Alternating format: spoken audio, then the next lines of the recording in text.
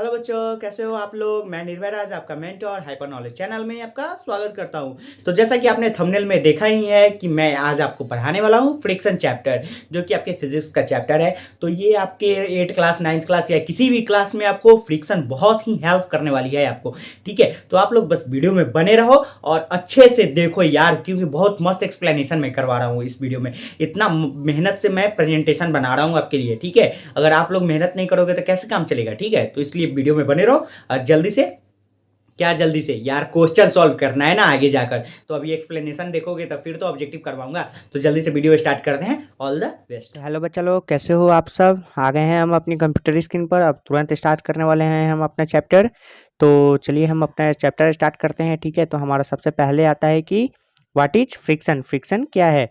तो जैसा कि आप लोग जानते ही हैं कि फ्रिक्शन एक फोर्स है जो कि दो सरफेस को जब हम आपस में कांटेक्ट करते हैं ना, और जब हम उसको रब करते हैं एक दूसरे के साथ, तो वहाँ पे जो फोर्स क्या कहते हैं उत्पन्न होता है ना, उसको हम फ्रिक्शन कहते हैं। ठीक है, मान लीजिए कि आप अपने दोनों हथेली को आपस में रब करिए, मतलब उसको क्या करिए, जैसे खींचिए। ठीक है, दोनों हथेली को आपस में सटाकर रब करिएगा ना, तो जो भी आपका देखिएगा कि हाथ गर्म हो रहा है, तो किसके कारण गर्म हो रहा है, तो वो फ्रिक्शन के कारण आपका हाथ गर्म हो जाएगा। ठीक है, तो वहाँ पे वो फ्रिक्शनल फोर्स आपका वहाँ पे उत्पन्न हुआ। तो अब चलिए हम फ्रिक्शनल फोर्स के बारे में भी थोड़ा सा जान लेते हैं कि हमारा फ्रिक्शनल फोर्स कहता है ना कि द फ्रिक्शनल फोर्स और the force of the friction acts in the opposite direction of the motion of the object and oppose the relative motion between the surface of the two moving object। ठीक है, जब हम किसी दो object को आपस में रब करते हैं तो वहाँ पे जो फोर्स होता है उसको हम फ्रिक्शनल फोर्स कहते हैं। अब जानते हैं कि जब मान लीजिए कि आपका फोर्स मोशन किस दो ऑब्जेक्ट है, ठीक है, आप इधर से फोर्स लगा रहे हैं, ठीक है, तो ऑब्जेक्ट तो इधर जा रहा है मोशन का, इधर मोशन हो रहा है, लेकिन आपका जो फोर्स ऑफ फ्रिक्शन है ना वो अपोजिट डायरेक्शन में लगता है। ठीक है, तो चलिए अब हम आपको next question sorry next section पे हम बढ़ते हैं। तो हमारा नेक्स्ट सेक्शन कहता है कि some factors that affect friction, कि कुछ फैक्टर हैं जो फ्रिक्शन को अफेक्ट करते हैं। ठीक है, हम उसके बारे में भी जान लेते हैं थोड़ा सा कि कौन सा फैक्टर है भाई कि जो हमारे फ्रिक्शन को अफेक्ट करते हैं। तो सबसे पहला हमारा आता है कि the irregularity of a surface, मतलब कि जो अनियमितताएं हैं ना कि आपकी सतह के, उसके बारे में ये कहता है कि if we move an object with has an irregular और रफ सरफेस और another surface which is also irregular, ठीक है, the force of friction will be high in this case and the movement of the object would be restricted। मतलब समझ रहे हैं कि अगर हम किसी भी ऑब्जेक्ट को उसके सरफेस पर से हम मतलब रफ सरफेस या इरेगुलर सरफेस पे हम उसको क्या कर रहे हैं, उसको मूवमेंट कर रहे हैं, यानी मोशन में हम उसको ला रहे हैं, तो वहाँ पे जो फ्रिक्शन होगा ना कि तो वही हमारा इरेगुलरिटी सरफेस पे जो फ्रिक्शन होगा उसको हम फ्रिक्शन कहते हैं। वो मतलब lump sum high in the case में होता है। ठीक है, ऐसा मतलब वो बहुत रेस्ट्रिक्टेड मूवमेंट होता है कि अगर हम मान लीजिए रफ सरफेस है, किसी माटी मतलब पहाड़ वाले इलाके पे चल जाइए और वहाँ पे आप किसी भी ऑब्जेक्ट को आप मोशन में मतलब अपना फोर्स लगाकर उसको घसीट रहे हैं, ठीक है, मतलब खींच रहे हैं, तो वहाँ पे जो फोर्स हो लग रहा है ना, तो वहाँ पे थोड़ा इरेगुलरिटी ऑफ फोर्स लगेगा सरफेस में। ठीक है, अब आपको हम बता दे रहे हैं कि आपका ये जो क्या है अब रेगुलरिटी ऑफ मोशन का है, रेगुलरिटी ऑफ सरफेस, उसका हम आपको बता रहे हैं। रेगुलरिटी ऑफ सरफेस मतलब समझ रहे हैं कि जो स्मूथनेस, मतलब जो भी समतल एकदम चिकना मार्बल टाइल्स वाले जगह पे अगर हम if the surface of the either of the object are smooth the force of friction would be less and the object would move easily over the surface even smooth surface have a certain irregularity. समझे कि अगर आपका क्या कहते हैं surface अगर plane हो एकदम स्मूथ हो, तो वहाँ पे अगर आप किसी भी ऑब्जेक्ट को मूव कर रहे हैं, मोशन में ला रहे हैं, तो बहुत आसानी से आपका वो मोशन में आ जाएगा। लेकिन वही अगर आप इरेगुलरिटी ऑफ सरफेस में अगर किसी ऑब्जेक्ट को आप मोशन में ला रहे हैं, तो उसमें आपका थोड़ा क्या कहते हैं हाई, ये ज़्यादा दम भी लग सकता है आपका, यानी उसमें आपका थोड़ा सा फोर्स ऑफ फ्रिक्शन हाई हो सकता है इन दिस केस में। ठीक है, मतलब इरेगुलरिटी ऑफ सरफेस में। तो चलिए अब हम अपने नेक्स्ट सेक्शन पे पढ़ते हैं। तो हमारा नेक्स्ट सेक्शन क्या कहता है, तो नेक्स्ट सेक्शन में हमारा है कि if two surface are passed pressed hard, मतलब दो सरफेस जो है ना वो अगर आपस में उसको हम प्रेस कर रहे हैं तो उसका, चलिए आगे इसका पढ़ते हैं थोड़ा। The force of friction increase between two surface if they are pressed hard hand, hence the movement of the object become restricted. However if there is no pressure the object can easily move. समझ रहे हैं कि अगर दो भी object है, अगर हम उस पर अपना फोर्स लगा रहे हैं, ठीक है, उस पर मतलब हाईली फोर्स लगा रहे हैं दो ऑब्जेक्ट पे, बहुत ज़्यादा प्रेस्ड हार्ड वाला, बहुत ज़्यादा वाला फोर्स लगा रहे हैं, तो उसका पता है उसका क्या होगा, उसका जो मूवमेंट होगा ना वो रेस्ट्रिक्टेड हो जाएगा, मतलब समझ रहे हैं, वो रुक जाएगा। ठीक है, इसलिए अगर इफ हाउएवर मतलब होता है हालांकि, ठीक है, if there is no pressure the object can easily move. अगर हम उस पर किसी भी ऑब्जेक्ट पे अगर आप उस पर कोई दबाव नहीं लगाएंगे ना, तो वो जो ऑब्जेक्ट है ना वो बहुत आसानी से आगे बढ़ सकता है। समझ रहे हैं, देखिए स्मूथ सरफेस है, ठीक है, हम इसमें एकदम थोड़ा सा फोर्स लगा रहे हैं, इसमें लो फ्रिक्शन हुआ, मतलब एकदम कम फ्रिक्शन हुआ, और ये मूवमेंट क्या कहें, ऑब्जेक्ट आसानी से मूव कर सकता है। और हमारा ये रफ सरफेस है, देखिए यही रफ सरफेस है, और इसमें बहुत ज़्यादा लगा रहे हैं क्या प्रेशर, जैसे कि इरेगुलरिटी वाला सरफेस था, ठीक है, उसमें हम फ्रिक्शन उस यहाँ पे क्या होगा, हाई फ्रिक्शन उत्पन्न होगा। इसलिए कहते हैं कि जो भी मतलब रफ सरफेस पे आपका फ्रिक्शन ज़्यादा होगा और स्मूथ सरफेस पे आपका फ्रिक्शन लो होगा। बस ये बात याद रखिएगा कि स्मूथ सरफेस पे आपका फ्रिक्शन क्या होगा, तो लो होगा, और रफ सरफेस पे आपका फ्रिक्शन क्या होगा, हाई फ्रिक्शन होगा। ठीक है, बस इसमें यही पॉइंट है। चलिए अब हम आपको पढ़ाते हैं कि टाइप्स ऑफ फ्रिक्शन क्या है। थोड़ा अब ये भी जान लेते हैं कि हाँ भाई टाइप्स ऑफ फ्रिक्शन क्या है। चलिए पहला हमारा टाइप्स आता है स्टैटिक फ्रिक्शन का। ठीक है, पहला हमारा क्या टाइप्स है, स्टैटिक फ्रिक्शन। स्टैटिक फ्रिक्शन क्या होता है वो जानते हैं। The frictional force that comes into play until an object starts moving is called static friction। ठीक है, मतलब ऐसा जो फोर्स है ना कि जो किसी भी ऑब्जेक्ट को अगर वो हिला दे रहा है, ठीक है, मतलब मूविंग में ला दे रहा है, तो वो हम स्टैटिक फ्रिक्शन कहते हैं। ठीक है, मतलब वो क्या है, स्टैटिक्स मतलब समझ रहे हैं कि वो स्थिर नहीं है, उसको स्थिर नहीं रहने दे रहा है, उसको हिला दे रहा है। ठीक है, उसको हम स्टैटिक फ्रिक्शन कहते हैं। An object has to overcome the static friction force in order to start its movement. ठीक है, अगर कोई ऑब्जेक्ट आपका मूवमेंट में ला रहा है ना, तो उसको हम स्टैटिक फ्रिक्शन कहते हैं। ठीक है, और वो जो है ना स्टैटिक मूवमेंट में आ जाता है। तो आप स्टैटिक फ्रिक्शन समझ रहे हैं। स्टैटिक फ्रिक्शन मतलब आप रेस्ट में है, कोई ऑब्जेक्ट रेस्ट में है, हम उसमें फोर्स लगाएं, ये देखिए ये बॉक्स रेस्ट में है, इस पे ये बंदा फोर्स लगा रहा है, और ये फोर्स लगा रहा है, तो ये ऑब्जेक्ट क्या होगा, मोशन में होगा, और इसका फ्रिक्शनल फोर्स किधर होगा, अपोजिट डायरेक्शन में इसका फ्रिक्शनल फोर्स होगा। चलिए अब हमारा दूसरा नंबर कहता है, दूसरा नंबर पॉइंट है स्लाइडिंग फ्रिक्शन का। स्लाइडिंग फ्रिक्शन कहता है कि अगर sliding friction comes into play whenever an object moves along the surface of another object। ठीक है, such a movement is called slide। Hence sliding friction is the force that oppose the movement or slide of an object। ठीक है, समझे कि अगर कोई भी मान लीजिए कि ऑब्जेक्ट है और वो ऐसा सरफेस पे रखा हुआ है ना, वहाँ पे कि ऑब्जेक्ट वहाँ पे स्लाइड करके उसके पास ही चल जा रहा है, उसमें आपका कोई मोशन लगाने के मतलब ज़्यादा फोर्स लगाने की ज़रूरत नहीं है, वो बस आपके सरफेस के अनुसार वो स्लाइड करते हुए चल जा रहा है। ठीक है, इसे उसे हम स्लाइडिंग फोर्स कहते हैं। ठीक है, मान लीजिए जैसे यहाँ पे देखिए यही जो है स्लाइडिंग मोशन, यहाँ पे ये हमारा क्या कहते हैं, सरफेस है, और ये हमारा ऑब्जेक्ट है, बस ये तिरछा है, तो ये खुद पे स्लाइड होकर, बस थोड़ा सा फोर्स लगाएं, ये खुद स्लाइड होकर चल जाएगा, तो इसी को हम स्लाइडिंग फ्रिक्शन कहेंगे कि यहाँ पे कोई ऑब्जेक्ट अगर स्लाइड होकर चल जा रहा है ना, तो उसको हम स्लाइडिंग फ्रिक्शन कहते हैं। चलिए अब हमारा आता है एक रोलिंग फ्रिक्शन करके। ठीक है, दो हम जान गए, अब हम जानेंगे रोलिंग फ्रिक्शन क्या होता है। तो रोलिंग फ्रिक्शन कहता है, ये हमारे कितना है, 3 नंबर हो गया। तो रोलिंग फ्रिक्शन कहता है कि when an object is rolling on a surface the force of friction which acts upon it is called rolling friction. अगर किसी सरफेस पे कोई ऐसा ऑब्जेक्ट है जिसको हम रोल करा कर रहे हैं, रोल मतलब मान लीजिए एक सर्कुलर ऑब्जेक्ट है, ठीक है, और स्मूथ सरफेस है, उस पर हम उसको रोल करा रहे हैं, हल्का सा फोर्स लगेगा, वो आराम से रोल होकर चल जाएगा। मान लीजिए किसी कार का टायर है, ठीक है, टायर को ही आप अपने घर में या कहीं रोड पे उसको फोर्स लगा रहे हैं, धक्का दे रहे हैं, तो रोल होकर जाएगा ही, तो वो रोल होकर जाएगा, तो उसमें क्या होगा, वो रोलिंग फ्रिक्शन उसको हम कहेंगे। ठीक है, कि वही हमारा क्या है, तो रोलिंग फ्रिक्शन है। अब देखिए तीन हो गया हमारा, अब हमारे पास आता है चौथा। तो अब चौथा वाला क्या कहता है भाई, कि अरे ये तो फ्लूइड फ्रिक्शन है। ये मतलब फ्लूइड फ्रिक्शन समझ रहे हैं, when an object moves in A fluid मतलब पानी में।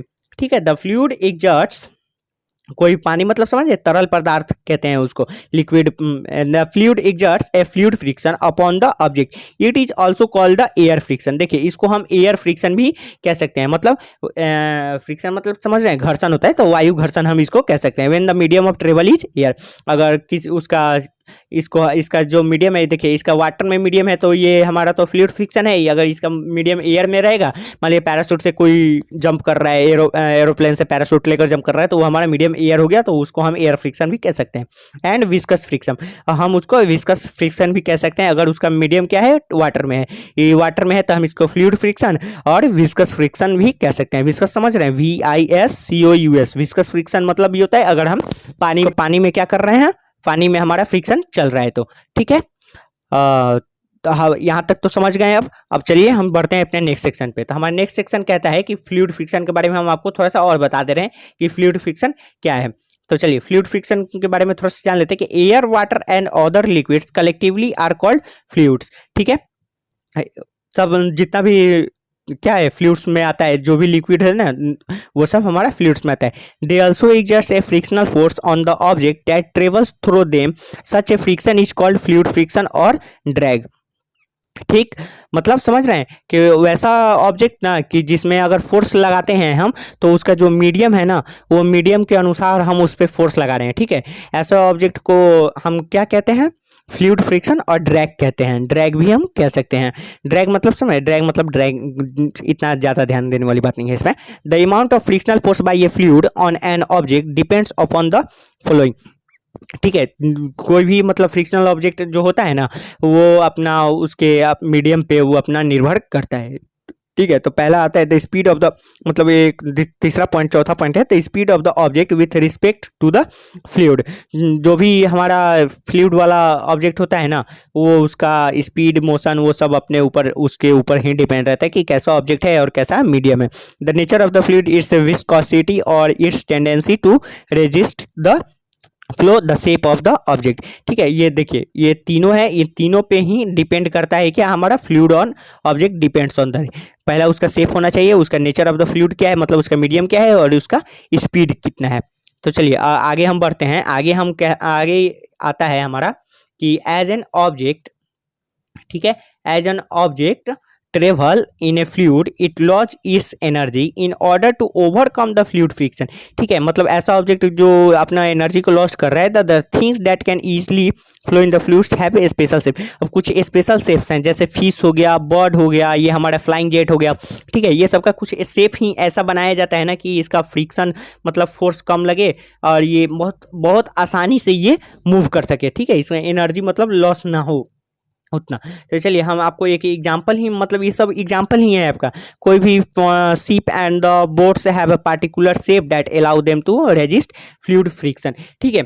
ऐसा ये सब शेप है जिसमें हमको क्या कहते हैं कि विरोध करने की अनुमति देता है। जो भी फ्लूइड फ्रिक्शन है ना, उसका विरोध करता है कि भाई हम बहुत आराम से, हम क्या कहते हैं, हम अपना शेप इतना मेरा मस्त बनाया गया है कि हम बहुत आराम से अपना मूवमेंट हम कर सकते हैं। तो birds and the aeroplane have a specific shape that allow them to fly in the air, वो एयर में बहुत अच्छे से फ्लाई कर सकते हैं। शिप पानी में बहुत अच्छा से अपना क्या कहता है, अपना वो चल सकता है। Fish also have a specific shape such as a tail and the fins that allow them to swim continuously in the water, ठीक है। ये मछली भी पानी में अच्छे से चल सकती है। तो यही सब है कि आप बहुत अच्छे से आप कर सकते हैं। अब चलिए हम फ्रिक्शनल फोर्स जो हमारा है ना, तो उसका हम एडवांटेज थोड़ा जान लेते हैं। हाँ भाई, इसका एडवांटेज क्या है। एडवांटेज मतलब तो आप जान ही रहे ना कि इससे फ़ायदा क्या है, मतलब फ्रिक्शनल फोर्स का क्या है। तो चलिए इस पहला कहता है कि it allow us to walk on the earth surface. देखिए ये पहला तो हम पृथ्वी की सतह पर चलने की ये हमें क्या देता है, परमिशन देता है। समझ रहे हैं कैसे, क्योंकि देखिए आपका पैर और धरती ये दोनों तो आपस में अटैच है। दोनों जब रब ही ना हो रहा है, आप धरती को पीछे धक्का दे रहे हैं, तब आप आगे चल रहे हैं, समझे। तो ये भी एक फ्रिक्शनल फोर्स के कारण ही आप चल रहे हैं। It allow us to write with a pen on a surface और a paper. Pen and paper के बीच में भी फ्रिक्शनल फोर्स उत्पन्न होता है कि पेन और पेपर आपस में टच हैं और रब कर रहे हैं, कुछ लिख रहे हैं तो रब ही ना हो रहा है, ठीक है। It allow us to fix a nail in the wall. आप कोई भी नेल अपने वॉल पे फिक्स करते हैं तो उसमें भी फ्रिक्शनल फोर्स लगता है। आप जब फोर्स लगा रहे हो ना, कोई भी मतलब फोर्स लगा रहे हो ना, वो नेल वॉल में अटैच हो रहा है ना, तो भी फ्रिक्शनल फोर्स है। A moving object would never be able to come to the state of the rest without the frictional force, ठीक है। कोई भी ऐसा ऑब्जेक्ट नहीं है कि जो रेस्ट में कभी नहीं कभी भी रेस्ट में नहीं रह सकता है, ठीक है। वो हमेशा कभी ना कभी तो फोर्स में वो आएगा ही। It would not to be possible to drive any automobile on the road without the frictional force. हाँ देखिए, कोई भी कार वुड है हमारा, हम वो बिना फ्रिक्शनल फोर्स के हम उसको ड्राइव नहीं कर सकते, क्योंकि फोर्स लगेगा ही भाई। क्योंकि मान लीजिए आपका जो कार में रहता है ना सिस्टम इंजन में, तो उसमें फोर्स लगता है, तब वो उसके अंदर एनर्जी आता है, तब वो अपना इंजन स्टार्ट करता है, तब वो आप कार चला सकते हो। और कार भी चल रहा है तो क्या, जो भी उसका व्हील है वो तो धरती पे क्या कर रहा है, मूवमेंट कर रहा है ना, तब ना वो धक्का दे रहा है धरती को, तब वो आप आगे चल रहे हैं। It would not be possible to construct any building without the frictional force. आप कोई भी बिल्डिंग भी नहीं बना सकते हो बिना फ्रिक्शनल फोर्स का, समझ रहे हो ना। क्योंकि ईंट पे ईंट रख रहे हो तो वो रब हो रहा है, सीमेंट लगा रहे हो तो वो रब करके ही ना लगा रहे हो, तो ये सब। चलिए अब देखिए, कोई भी चीज़ है दुनिया में, कोई सा भी चीज़ है ना, तो उसका अगर फिक्स एडवांटेज है ना, तो उसका एक डिसएडवांटेज भी होता है, ठीक है। तो अब हम एडवांटेज तो जान गए हैं इसका, अब थोड़ा डिसएडवांटेज भी देख लेते हैं भाई साहब कि फ्रिक्शनल फोर्स का डिसएडवांटेज क्या है। तो देखिए, फ्रिक्शनल फोर्स का results in wear and tear of the object such as the moving parts of a machine, the tyre of a vehicle, sole of the shoe et cetera. समझ रहे हैं कि क्या है कि कोई भी मशीन का चलने या आपका व्हीकल्स का टायर या आपका जूता, ये सब में ना एक हीट क्या कहते हैं, हीट या एनर्जी एक राइज होता है, ठीक है। उसका राइज होने से कारण जो है ना, वो क्या कहते हैं, ये wear and the tear of the object, मतलब टूट फूट जाता है वो, ठीक है। इसलिए यहाँ पे भी थोड़ा सा डिसएडवांटेज हो ही जाता है। मान लीजिए गाड़ी बहुत ज़्यादा चल गया, टायर भी हीट कर जाता है, हीट करने से क्या होगा, वो फट सकता है। यहाँ यही फ्रिक्शनल फोर्स का थोड़ा डिसएडवांटेज हो जाता है। अब देखिए, it also result in the production of heat in the case of machine, the production of the heat let's the wastage of energy. समझे ये मतलब, समझ रहे हैं। It also result in the production of heat, मतलब बहुत ज़्यादा ये है कि मशीन वाले केस में क्या कि ज़्यादा हीट हो जाता है तो वो एनर्जी वेस्ट, मतलब समझ रहे हैं ना कि टूट फूट जाता है, ब्लास्ट कर जाता है, वही बात है। The frictional force also lead the decrease in the speed of the moving object और sometime it stops it. Frictional force समझ रहे हैं कि वो ना कभी कभी क्या करता है ना कि आपका जो स्पीड का मूवमेंट है ना उसको डिक्रीज कर जाता है। मान लीजिए फुटबॉल को ही कोई एक किक लगाया, ठीक है, फुटबॉल रखा हुआ है, स्टैटिक्स मोशन में है, आप उसको लगाए एक किक जोरदार, वो तो चलते जाएगा चलते जाएगा चलते जाएगा, ठीक है। आखिर उसमें ग्रेविटेशनल फोर्स है, नीचे से ग्रेविटेशनल फोर्स लगा रहा है पृथ्वी, और ऊपर से आपका फुटबॉल मोशन में है, लेकिन ये दोनों इसको रोक रहा है, तो आगे जाके फुटबॉल रुक जाएगा ना। तो यही फ्रिक्शनल फोर्स है कि आपका जो है ना स्टॉप कर देता है आपका मोशन को। It can lead to noise pollution in certain case, for instance aircraft produce loud sound due to the resistance of the air, ठीक है। तो ये नॉइज पोल्यूशन में भी आपका बहुत बड़ा डिसएडवांटेज का काम करता है कि बहुत ज़्यादा एयर का जो होता है ना स्पीड वो इंक्रीज कर देता है। चलिए अब हम थोड़ा जान लेते हैं कि देखिए, एडवांटेज और डिसएडवांटेज तो पढ़ लिए, लेकिन अब हमको ये पता रहना चाहिए ना कि हम ये फ्रिक्शन कैसे बढ़ा सकते हैं या कैसे कम कर सकते हैं, ठीक है। ये सब इंसान को पता रहना चाहिए कि हम फ्रिक्शन को कैसे कंट्रोल में अपना करके रखें। तो देखिए, पहला आता है हमारे इंक्रीजिंग फ्रिक्शन, ठीक है। तो हम इंक्रीजिंग फ्रिक्शन जानेंगे तो उसके बाद ना हम डिक्रीजिंग फ्रिक्शन जानेंगे कि पहले बढ़ाएंगे तब ना किसी को घटाएंगे। चलिए, sometimes we need to increase friction as to avoid slipping of object, ठीक है। कभी कभी कोई ऑब्जेक्ट को स्लीप करने से हमको बचना है, तो उसके लिए फ्रिक्शनल फोर्स तो भाई ज़रूरी है।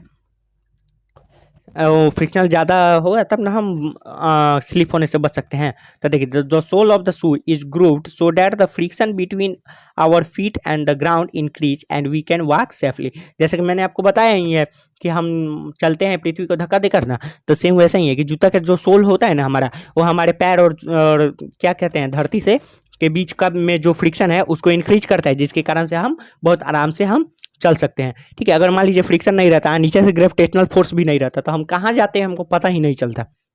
चलिए, the tyres are the treaded so that they have the move better grip over the ground and allow to smooth movement. जैसे मैंने बताया ये कार का व्हीकल से है जो हम कैसे चला सकते हैं उसको, मतलब टायर को, ठीक है।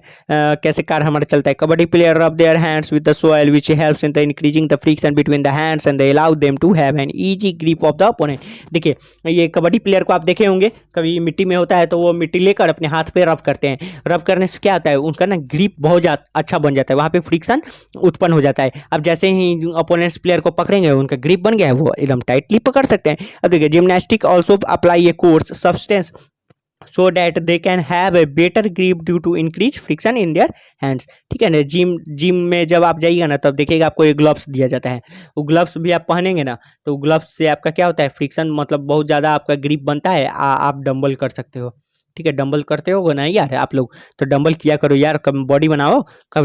ठीक है, फ्रिक्शन पढ़ के क्या होगा, बॉडी बनाओ, तब ना फ्रिक्शन पढ़ने में मजा आएगा। चलो, रिड्यूसिंग फ्रिक्शन देख लेते हैं इसी टाइम पे। Sometimes in the order to have a smooth movement of an object we need to reduce friction. मान लीजिए कोई हमारा सरफेस है एकदम स्मूथ है, इतना स्मूथ है कि हम क्या बताएं, मतलब कि वहाँ पे आप खड़े हो तो नीचे फिसल जा रहे हो, तो वहाँ पे क्या है, आपका फ्रिक्शन रिड्यूस होना चाहिए। ठीक है, वहाँ पे फ्रिक्शन कम रहेगा तब ना आप करें। मैंने बताया था ना आपको, स्मूथ फ्रिक्शन में वो फोर्स रिड्यूस रहता है। देखिए, the power is sprinkled over the carrom board to decrease the friction between the board surface and the striker. In this way the surface of the carrom board become smooth. देख, जब आप carrom खेलते होगे तो वहाँ पे एक powder spark करते हो या कैरम बोर्ड का, तो उससे क्या होता है, फ्रिक्शन वहाँ पे कम हो जाता है। ठीक है, बहुत कम हो जाता है फ्रिक्शन, जिसके कारण से जो भी हमारा कैरम बोर्ड का गोटी होता है वो एकदम स्ट्राइकर के साथ बहुत स्पीड में जाता है ना। आप तो देखे ही होगे, खेलते तो हो गए हैं यार। देखो, grease is used in bicycle and other motors in the different parts of a machine to reduce friction and increase their efficiency. ठीक है, ग्रीस लगाओगे किसी चीज में तो वो फ्री हो जाता है, क्योंकि वहाँ पे फ्रिक्शन रिड्यूस हो जाता है। All is apply on the hands on the door so that they can move easily. अब का देखो, जब भी घर में कोई भी गेट चों चों करता है ना, तो आप वहाँ पे तेल डाल देते हो। तेल डाल दोगे तो वो क्या होगा, इसका फ्रिक्शन एकदम आराम हो जाता है और वो बहुत आसानी से चलता है। ठीक है, तो अब हमारा सबसे क्या है, हाउ विल रिड्यूस फ्रिक्शन। अब मैंने तो बता दिया था आपको कि हाँ कि बच्चे ये चक्कर कैसे फ्रिक्शन रिड्यूस करता है। तो अब बताओ, अब यहाँ पे जानते हैं कि हाँ भले चक्कर रिड्यूस करता है, अब यहाँ पे जान लेते हैं कि हाँ कि चक्कर कैसे रिड्यूस करता है। We know that when an object rolls over a surface rolling friction is produced. ठीक है, which resist the motion on the surface, however its magnitude is lesser than the statics and the sliding friction. जो उसका है ना आपका wheel का, उसका magnetic और statics statics and the sliding friction जो होता है ना, वो बहुत लेस हो जाता है उसके मैग्नीट्यूड के साथ। Wheels are the circulating object that turn around a centre point. वो सेंटर पॉइंट से वो टर्न अराउंड रहता है, मतलब यहाँ पे बीच में खाली रहता है, जबकि यहाँ पे रहता है तो वो बहुत आसानी से रोल कर सकता है। The wheel allow an object to roll over a surface rather than allowing them the slide of the over. चलिए, ये सब ठीक है। The result is less friction and hence is movement. Object बहुत आराम से मूव कर सकता है। Rolling friction is also use in the parts of the machine that are moving continuously. बहुत आराम से मूव कर सकता है। वही पॉइंट यहाँ पे सब ये सब लिखा हुआ है। जिसके साथ हम बताते हैं, देखिए बॉल में जो बॉल बेयरिंग लगा रहता है चक्के में या फैन में, जिसके कारण से फैन बहुत आसानी से चल सकता है। साइकिल में देखते होंगे आपका गोटी कहते हैं ना, हाँ भाई बेयरिंग लगा हुआ है हमारे साइकिल में। ठीक है, तो वही सब साइकिल में बेयरिंग लगा हुआ है, गोटी उटी लगा हुआ है, गोली कहते हैं हम इसे, की गोली लगा हुआ है। तो वही गोली जब अच्छा चलता है ना, तो सब बेयरिंग वेयरिंग वो सब साइकिल बहुत अच्छा चलता है। तो हमारा वीडियो यहीं पे समाप्त होता है। बहुत लंबा वीडियो हो गया है, लेकिन कोई बात नहीं, आपका पूरा फ्रिक्शन हम एक ही वीडियो में कंप्लीट कर दिए हैं। बस अगर आपको वीडियो अच्छा लगा हो ना, बहुत ईजी लैंग्वेज में, आपका बोल चाल वाली लैंग्वेज में मैं आपको फ्रिक्शन पढ़ाया हूँ। ठीक है, अगर अच्छा लगा हो तो लाइक कर दीजिएगा, हमारे चैनल को सब्सक्राइब कर दीजिए। हमारा चैनल आप जानते ही हैं, हमारा फेवरेट चैनल आप लोगों का हाइपर नॉलेज। बस चैनल को सब्सक्राइब करिए। Thank you.